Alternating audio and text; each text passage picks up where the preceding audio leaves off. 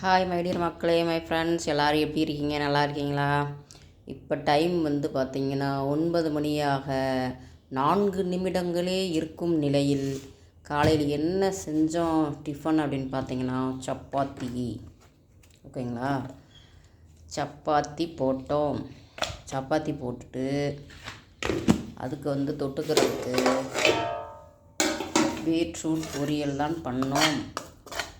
அப்புறம் நேற்றுக்கு நைட்டு வச்ச சாம்பார் சாதம் இருந்துச்சு, அதை சூடு பண்ணி 2 அப்பளத்தை பொரித்து பிள்ளைங்க வந்துட்டு காலையில் சாப்பிட்டுட்டு சப்பாத்தியும் பீட்ரூட் பொரியலை எடுத்துகிட்டு கிளம்பிட்டாங்கோ.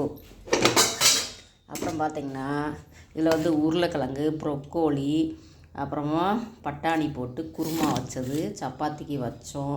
பிள்ளைங்க வந்துட்டு நான் ஈவினிங் வந்து சாப்பிட்டுக்கிறேம்மா அப்படின்ட்டு பீட்ரூட் எடுத்துகிட்டு போயிட்டாங்க. ஓகேங்களா? இப்போ எனக்கு என்ன செஞ்சுருக்கேன் பார்த்திங்கன்னா, கொஞ்சமாக வந்துட்டு தலியா, அதாவது கோதுமை குருணை உப்புமா. ஓகேங்களா? கோதுமை குருணை உப்புமா, அப்புறம் கொஞ்சமாக சுரக்காய். அப்புறம் பாருங்கள், சப்பாத்தி போட்டதில் கொஞ்சம் மாவு இருக்குது, ஒரு 2 சப்பாத்தி போடலாம், அவ்வளோதான் இருக்குது. அப்புறம் அமாவாசைக்கு வச்ச ரசம் கொஞ்சம் இருக்குது, அதை மாதிரியே கொஞ்சம் சாதம் வச்சுட்டு மேக்கப் பண்ணிக்கிறலாம். ஓகேங்களா? அப்புறம் பார்த்திங்கன்னா சக்கரவள்ளி கிழங்கு வேக வச்சேன்ப்பா, அது அப்படியே 2 பீஸ் இருக்குது.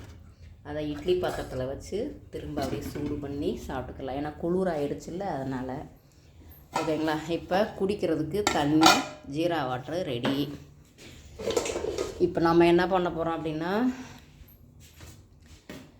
இட்லி தோசைக்கு வர ரைஸ் வந்து ஊற போட்டிருக்கேன், அதை வந்து அரைக்கணும். நெக்ஸ்ட்டு என்னென்னு பார்த்தீங்கன்னா, வாங்க வெளியில் போகலாம். பொங்கல் முடிஞ்சு அடுத்த பொங்கலே வரப்போகுது அப்படின்றது மாதிரி இருக்குது. இன்னும் நான் அந்த பானையெல்லாம் கழுவலை, ஏன்னா கை இந்த ரைட்டு ஹேண்டு பயங்கரமாக வலி.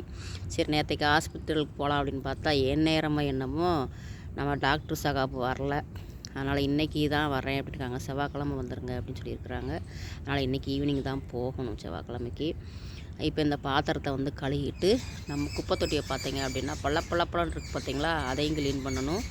இப்போ இந்த வேலையை முடிச்சுட்டு அதுக்கப்புறமா தான் நம்ம போய் இப்போ ப்ரஷ் பண்ணி குளிச்சுட்டு அதுக்கப்புறமா நான் வந்து சாப்பிட போகிறோம். இப்போ வந்து தண்ணி வந்துட்டு வாழைக்கு நான் திறந்து விட்ருக்கேன், ஓடிட்டுருக்குது. பைப்பை தூக்கிட்டு வந்து போட்டு அப்படி இதை கழுவி எடுத்துடலாம். பாருங்கள் ஃப்ரெண்ட்ஸ், ஒரு வழியாக ஒரு பாத்திரத்தை வந்துட்டு, அதாவது ஒரு மண்சட்டியை வந்து கழுவி எடுத்தாச்சு. கழுவி எடுத்துகிட்டு அந்த பக்கம் வச்சுட்டோம். அடுத்து இன்னொன்று கழுவி. இப்போ பாருங்கள் ஃப்ரெண்ட்ஸ், 2 தொட்டியும் மண்பானையும் கழுவியாச்சு, நம்ம குப்பை தொட்டியும் கழுவியாச்சு. பாய்.